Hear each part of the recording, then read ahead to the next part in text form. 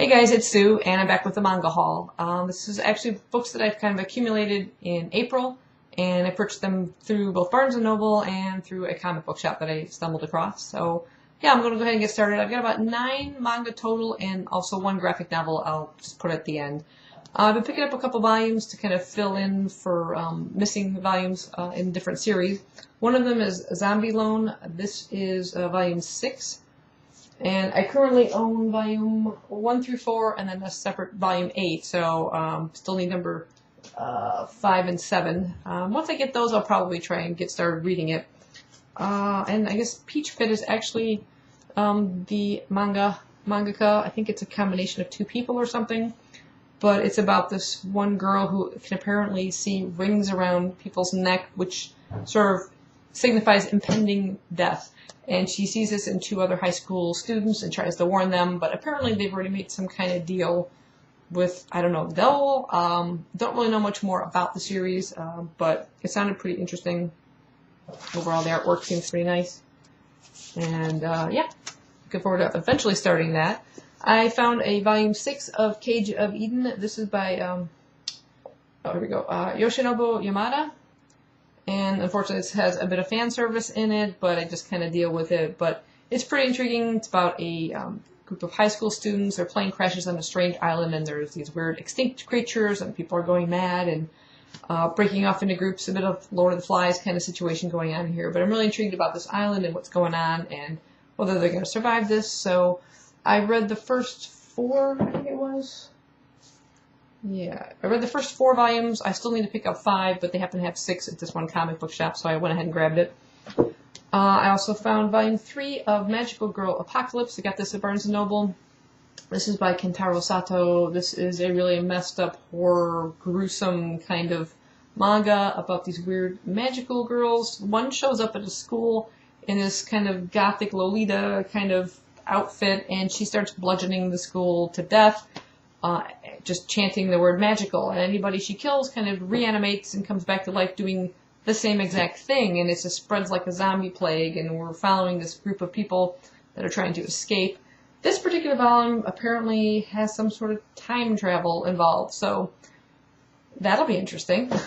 It is pretty gruesome, though, I will say that, and yeah, not for the faint of heart, definitely mature readers. I also picked up volume 4 of Ajin Demihuman. This is a really neat little volume. These are much smaller than your typical, so is Magical Girl too, but they're smaller than the normal American-sized manga. But this is really, really well made. This is by Gaman Sakurai, and this particular being here is sort of a variant of a demi-human, which is basically an immortal. It's a human that cannot die. The guy is like a high school student who comes to discover that he is one of these beings, and they don't know until they actually get killed and kind of sort of killed. It looks like they're killed, but they come back. They just start breathing and walking again, and there have been a couple discovered in Japan and a couple other parts of the world, and they're captured, they're experimented on. So he is trying to stay away from that. Lots of craziness happens in this. But they're such really well-made manga. The really nice pages, or high-gloss pages, and the cover and everything. It's really, really well put together and a really intriguing story. And I thought this was small until I came across this series, which is even smaller, as you can see. And this is Limit. I think there might be 5 books in this series. I just went ahead and picked up the first 2 because I haven't really heard anybody review it or know much about it. It's by Keiko Shinobu, I guess Shinobu. Not really sure how to pronounce that. But like I said, I picked up the first 2 volumes. This is sort of has a bit of a Lord of the Flies feel to it as well. It's a school bus that crashes, and I think it might be an all-girl school, because just flipping through it, I don't see any male characters through it. But they're sort of stranded out in the woods. It deals a lot with bullying and cliques and things, and how the most popular girls are now kind of having to, I think, rely on the less popular girls. And, of course, there's going to be some retaliation, I think, for maybe some of the bullying they've been having to put up with all their lives. But, yeah, it seems pretty brutal, too. Lots of craziness and fighting and things going on, like a la Lord of the Flies. But, yeah, intriguing to read it. If I liked the first 2 enough, I will search out the rest. Like I said, I think it's just a 5-book series. Then I came across this one. This is Ayako by Osamu Tezuka. Just a humongous, all-in-one kind of paperback, which I'm worried because I can already see a bit of a crease going through there. It's going to be tough to read and not kind of have it fall apart. This is set in the year 1949, just a few years after the Japanese defeat in World War II. And it says this, there's lots of agricultural reform going on within the country now. People that once owned large plots of land, the government's divvying it up and giving it out to like tenant farmers. And the one family here that we're dealing with, the Tenge family, kind of are these large plot owners, so it's affecting them directly. One of the sons comes back from the war. I don't know if it gives his name. No, it doesn't say, but he returns from the war after having spent the end of it in a POW camp, and it's sort of the patriarch of the family thinks it's dishonorable that he didn't die in his defense of the empire and everything. And he comes to discover one of his other sons is apparently consorting with the Reds, so the only consolation, I guess it says he has, the only solace is his youngest, Ayako, the apple of his eye, at once daughter and granddaughter. Now that sounds a bit like there's some sort of incestuous theme possibly going on through in this.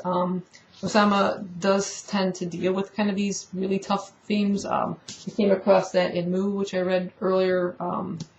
So pretty tough themes. This is ages 16 and plus. And I do kind of like his art style, although only having read 2 so far, but I do see such similarities with the characters that it almost seems like they're like the same faces I saw in the other book. So hopefully I won't start thinking of the other story I read, but I'm intrigued to read more of his books since he is sort of like the godfather of manga. I also picked up one of my favorite mangaka, and that is Naoki Urasawa's Monster Volume 4. I read the first 2 volumes, I do own 3, and I need to get to that, but this is such an intriguing story. The moment I saw 4 come in, I said I'm going to snatch it up even if I haven't read the previous one, but I really like his artwork as well. And it follows Tenma, Dr. Tenma. He's a surgeon who saves the life of a young boy by the name of Johan. And it turns out that this boy is actually a serial killer. And now Tenma is sort of under suspicion of these murders that have taken place, and he's trying to stop Johan, and he's sort of on the run now from the police, and it's just a really great story. There's all these other little side stories with people that Tenma kind of comes in contact with. There's also a sister to Johan that has come into the story as well. Just a lot of really intriguing characters and mystery and things going on, and him trying to stay one step ahead of the law. Really great series. I definitely recommend that. And then I saw this beautiful hardcover. I had to snatch it up. It is Gyo by Junji Ito. This is the same mangaka who did Uzumaki. It's basically a horror manga. These are going to look awesome on the shelf. I think that's just fantastic. But I had to snatch this one up in the hardcover.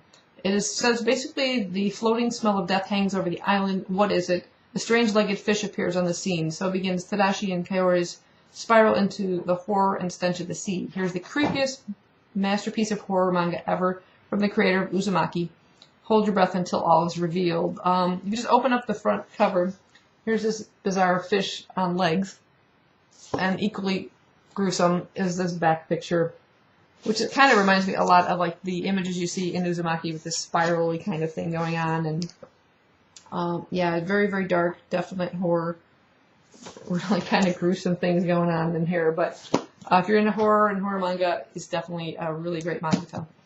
The last one I have is just a Doctor Who graphic novel. It's sort of an omnibus. I already owned the first one, which I have yet to read. I need to get to that. But this is the Doctor Who Omnibus Volume 2, which features the 10th Doctor. It says all 16 issues of Doctor Who Series 1, the 2010 annual, and A Fairy Tale Life are collected in this volume. It includes the final comic book tales of the 10th Doctor plus a standalone tale starring the 11th Doctor that is not to be missed. And this is full color throughout. And of course, I think there's different artists because of the different arcs and things, different storylines that are taking place. But yeah, I'm looking forward to reading that. Looks like a really good image there on the front. Definitely captures David Tennant's look there. But yeah, I have So I have the first 2 volumes of this, and I also have one that's the classics, which is features like the 4th Doctor and some of the earlier Doctors. So I have to get to reading these sometime. But yeah, that's my April manga / graphic novel haul. Hope you guys enjoyed it, and I'll see you in my next video. Bye-bye.